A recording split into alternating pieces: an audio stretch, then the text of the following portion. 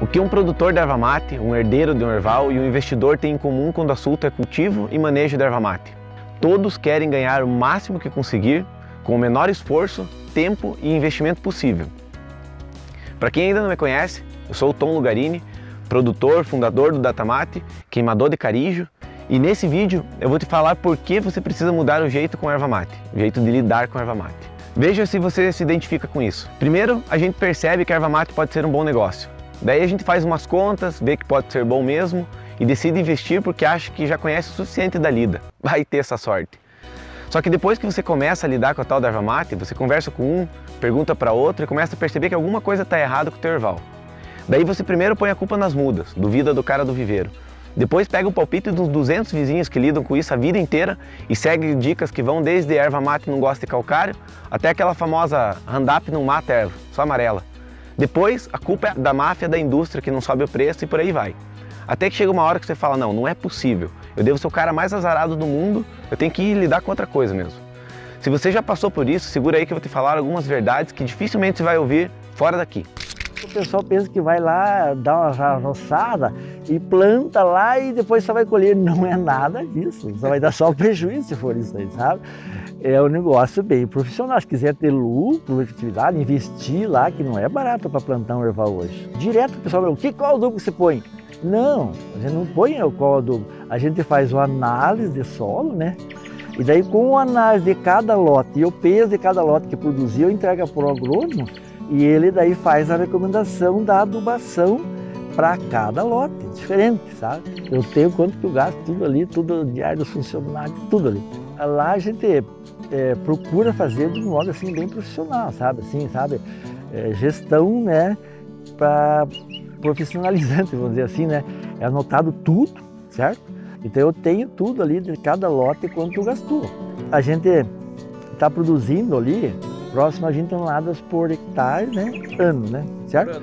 Tem lotes que a gente, que nem o lote 14, por exemplo, deu 27 toneladas a hectare ano passado, sabe? 27, até me ganhei da Argentina lá, sabe? Quando a gente vê um erval desses, com esses números, não tem como não se animar, né? Automaticamente você faz as contas que todo mundo faz. O valor pago na sua região, vezes a quantia de área que você tem, e daí fica louco. Mas para chegar até aí,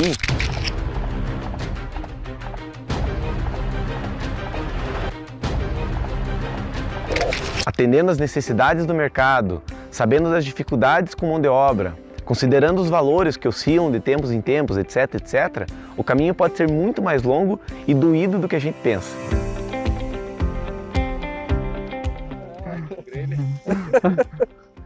Olhem vocês. Vamos lá, deu 7,2 kg. Como que é, Ademar? Descontando? 500 gramas do poncho, nós temos 6,7 kg. Você acha que dá para falar com segurança que isso aí é um peso médio por planta? 2.200 plantas por hectare, vezes 5,5 kg de média, 12.100 kg com uma idade de 3 anos do erval. Então veja o potencial que a erva mate tem. Por hectare. Vezes alqueire dá 29 mil quilos. Quase 30 mil quilos por alqueire em 3 anos de idade. Então veja que a produtividade nacional de ervais produtivos hoje está na faixa de 8 toneladas por hectare.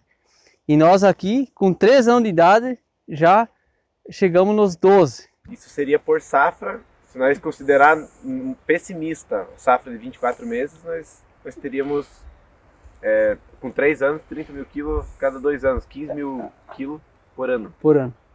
Meu Deus do céu. Mas antes de eu te falar como isso é possível e o que realmente pode dar certo, eu quero te falar do que não se faz. Isso mesmo, quero falar das cagadas e pense nas cagadas que a gente já fez, já viu alguém fazendo e que se você não cometer esses erros, eu te garanto que você vai estar ganhando tempo e dinheiro. Inclusive vou te mostrar algumas contas aqui. Então deixa eu te falar da segunda cagada que eu fiz na minha vida lidando com a erva mate. A primeira eu conto em outro vídeo. Em 2012 eu tinha 7 hectares que estavam prontos, ou pelo menos eu achava que estavam prontos para plantar erva mate. Como eu estava meio quebrado na época, e só na época, eu peguei o resto de dinheiro que eu tinha, fui lá e plantei 14 mil mudas. Faceiro que estava fazendo uma poupança para minha aposentadoria. E adivinha o que aconteceu? No ano seguinte, deu praticamente 6.500 mudas de replante. E obviamente eu não estava contando com isso. Mas você tem ideia por que dessa quebra de mais de 45%? Ó, atenção para o erro caro, hein? Eu presumo que você já saiba disso, mas eu tenho certeza que nem todo mundo que começa a investir sabe disso quando começa a investir no adensamento.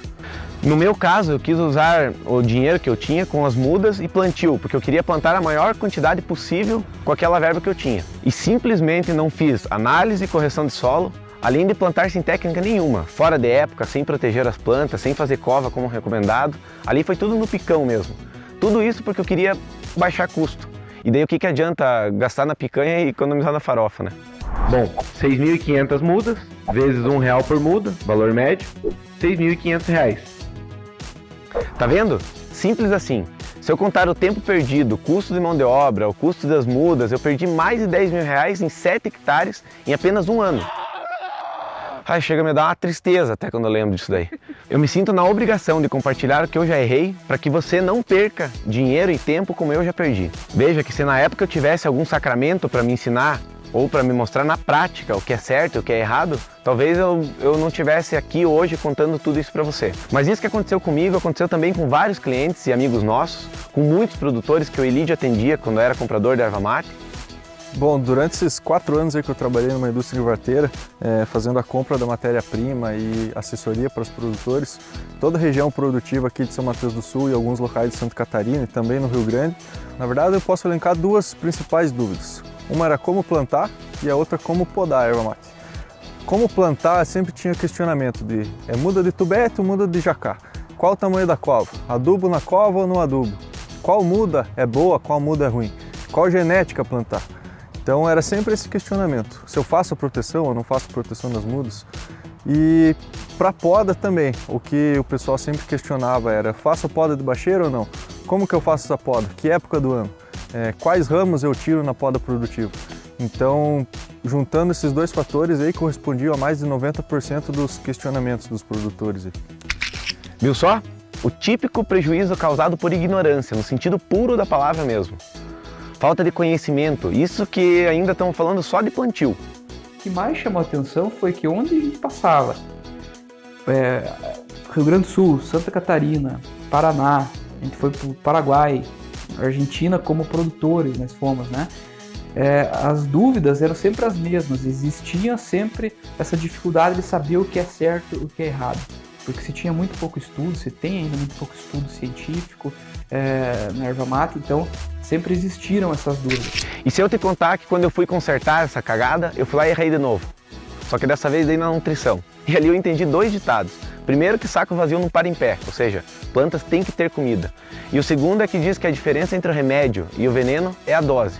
Bom, mas isso é assunto para outro vídeo, a gente conversa para frente.